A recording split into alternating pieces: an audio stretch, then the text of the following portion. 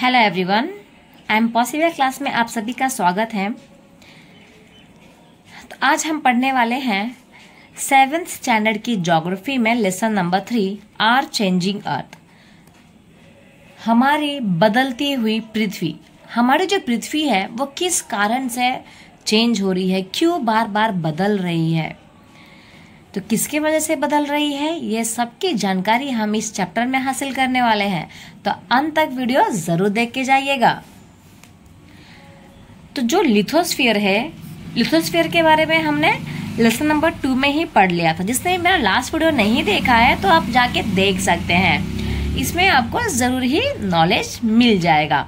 तो लिथोस्फीयर क्या होता है ना, बहुत सारे प्लेट्स में क्या है, टूटा हुआ है। जो लिथोस्फीयर है वो डिफरेंट प्लेट्स में क्या है, डिवाइडेड है। ठीक है, तो उसी को क्या कहा जाता है, लिथोस्फेरिक प्लेट्स कहा जाता है। Lithospheric plates. आप ये सब जान के सरप्राइज्ड होंगे कि जो प्लेट्स है ना वो मूव होते रहते हैं स्लोली। ठीक है, अभी जो प्लेट्स है धरती के ऊपर नहीं है, धरती के अंदर है। ठीक है, तो जो प्लेट्स है ना वो स्लोली मूव होते रहते हैं और एवरी ईयर कुछ मिलीमीटर्स तक वो मूव करते हैं, मतलब ऊंचा उठ जाते हैं, जिसके वजह से जो हमारा हिमालय है ना उसमें भी क्या हो रहे हैं, चेंजेस आ रहे हैं। उसकी भी हाइट जो है ना हर साल कुछ मिलीमीटर तक बढ़ जाती है। किसके वजह से, ये लिथोस्फेरिक प्लेट्स के वजह से। ये जो प्लेट्स है ना तो क्यों हिलते रहते हैं, क्योंकि जो धरती के अंदर जो मोल्टेन मैग्मा है ना, ये जो मोल्टेन मैग्मा है उसके वजह से ही ये मूवमेंट होता रहता है। क्योंकि जो मैग्मा है वो पतला है, लिक्विड फॉर्म में है, तो लिक्विड फॉर्म में होने के वजह से जो प्लेट्स होते हैं वो हमेशा हिलते ही रहते हैं। और ये जो मोल्टेन मैग्मा है ना हमारे अर्थ के अंदर वो भी मूव करेंगे। जैसे कि हमारा पानी होता है तो वो भी तो हिलता ही रहता है ना, तो उसी तरीके से जो हमारा मैग्मा होता है वो भी लिक्विड फॉर्म में होने की वजह से हमेशा हिलता रहता है। तो वो सर्कुलर मैनर में हिलता रहता है। ठीक है, सर्कुलर मैनर में घूमता रहता है, जिसके वजह से जो हमारी प्लेट्स हैं वो भी क्या है, कुछ मिलीमीटर तक हिलती रहती हैं। तो ये जो प्लेट्स में जो बार बार मूवमेंट हो रहा है ना उसके वजह से अर्थ के सरफेस पे क्या हो रहे हैं, बहुत सारे चेंजेस आ रहे हैं। ओके, अर्थ का जो मूवमेंट्स है ना उसको किसके ऊपर से डिवाइड किया हुआ है, फोर्सेस के अकॉर्डिंग डिवाइड किया हुआ है। ठीक है, जैसे कि कोई जो फोर्सेस होते हैं वो इंटीरियर फोर्सेस होते हैं, अंदर से जो फोर्सेस आते हैं उसे कहा जाता है इंडोजेनिक फोर्सेस। और जो फोर्सेस अर्थ के सरफेस पे होता है उसे कहा जाता है एक्सोजेनिक फोर्सेस। ठीक है, तो चलिए जानते हैं इंडोजेनिक फोर्सेस कौन से होते हैं एंड एक्सोजेनिक फोर्सेस कौन से होते हैं। तो इंडोजेनिक फोर्सेस वो होते हैं जो इंटीरियर ऑफ द अर्थ होते हैं, अर्थ के अंदर होते हैं। जैसे कि अर्थक्वेक धरती के अंदर से ही आता है, वोल्केनो धरती के अंदर से ही आता है, जो लैंडस्लाइड है वो भी अंदर कुछ हलचल होती है जिसके वजह से जो लैंड है वो स्लाइड्स हो जाती है। और जो एक्सोजेनिक फोर्सेस होते हैं उसमें क्या क्या आएगा, river, wind, sea waves and the glaciers. ये सारे जो आपदा, अगर इससे रिलेटेड कोई आपदा आती है तो वो एक्सोजेनिक फोर्सेस में आती है। और अर्थक्वेक, वोल्केनो, लैंडस्लाइड ये सारे इंडोजेनिक फोर्सेस में आते हैं। तो आई होप आपको इतना समझ में आ गया होगा कि इंडोजेनिक फोर्सेस क्या होते हैं एंड एक्सोजेनिक फोर्सेस क्या होते हैं। जो इंडोजेनिक फोर्सेस होते हैं कभी कभी सडन मूवमेंट्स लेकर आते हैं, जैसे कि, और कभी कभी स्लो मूवमेंट्स भी लेके आते हैं। सडन मूवमेंट्स में एग्जाम्पल है अर्थक्वेक एंड वोल्केनो, सडनली आ जाते हैं, राइट। कभी हमें बताकर नहीं आते और ना ही कोई भी वैज्ञानिक इसकी पहले से पुष्टि कर पाता है कि ये कब आने वाला है। तो ये जो फोर्सेस होते हैं वो सडन मूवमेंट्स वाले होते हैं, और जिसके वजह से अर्थ के सरफेस पे बहुत ज्यादा क्या हो जाता है, मास डिस्ट्रक्शन हो जाता है।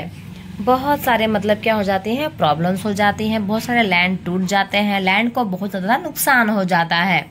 जो वोल्केनो होता है ना, तो उसमें क्या होता है, एक वेंट होती है, तो उसी वेंट से क्या होता है, सडनली जो इरेप्ट जो मोल्टेन मैग्मा होता है वहीं से बाहर निकल के आता है। जैसे कि आप देख सकते हैं, जो वेंट होता है वो जमीन के अंदर ऐसा एक छेद होता है जहां से वोल्केनो में से जो मैग्मा है वो बाहर निकल के आ जाता है।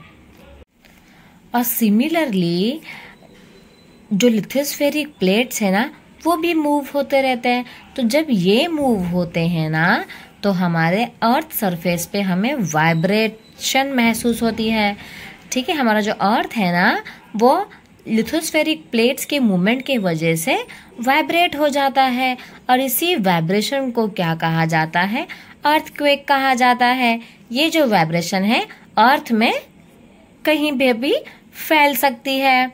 ठीक है, और क्रस्ट पे जहां पर ये मूवमेंट स्टार्ट होता है उसे फोकस पॉइंट कहते हैं। ठीक है, तो याद रखेंगे आप कि क्रस्ट पे जिस प्लेस पे ये मूवमेंट स्टार्ट होता है, स्टार्टिंग पॉइंट को क्या कहा जाता है, फोकस कहा जाता है। ठीक है, और इस फोकस के सबसे पास वाले प्लेस को कहा जाता है एपिसेंटर। ठीक है, place on the surface about the focus.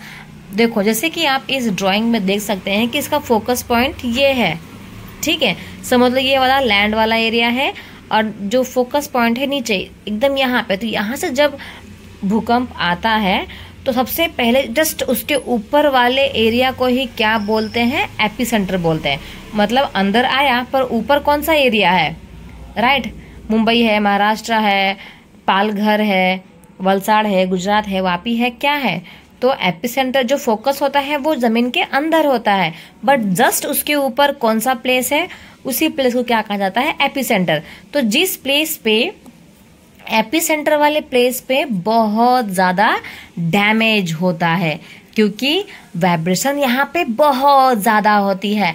But जैसे जैसे आप एपिसेंटर वाले पॉइंट से दूर जाओगे ना, वैसे ही जो वाइब्रेशन की जो स्ट्रेंथ होती है वो डिक्रीज हो जाती है, कम हो जाती है, कम महसूस होती है।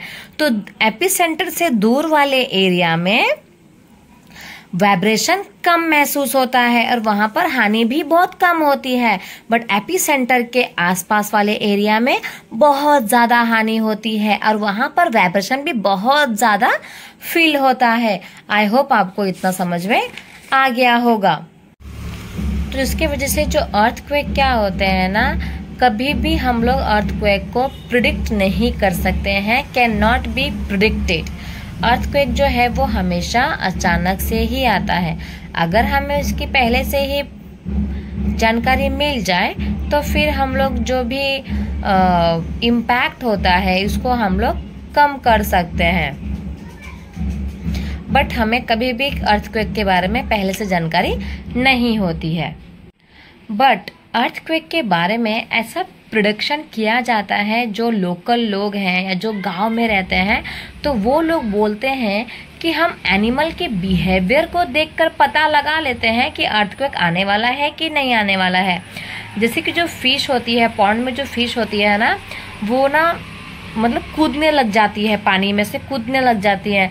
जो स्नेक्स होते हैं वो क्या करते हैं, बिल में से निकलकर बाहर आ जाते हैं। जो चूहे होते हैं वो भी बिल में से निकलकर बाहर आ जाते हैं। जो गाय और भैंस होती है ना, वो भी अपना जिस खूंटे में उनको बांधा होता है ना, तो उस खूंटे से वो खुलने की कोशिश करती है, वहां से भाग जाने की कोशिश करती है। तो ऐसा माना जाता है कि जो एनिमल्स होते हैं ना, उनके बिहेवियर को देखकर पता लगाया तो जा सकता है कि भूकंप आने वाला है या नहीं आने वाला है।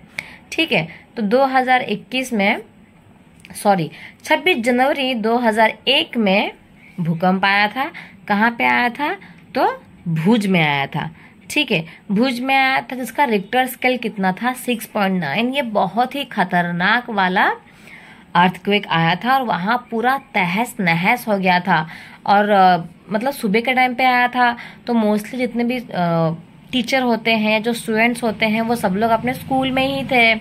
तो स्कूल में होने की वजह से ना स्कूल की जो एक दीवार थी ना वो टूट के गिर गई थी, जिसके वजह से 971 बच्चों को अपनी जान देनी पड़ी और 31 टीचर को अपनी जान देनी पड़ी।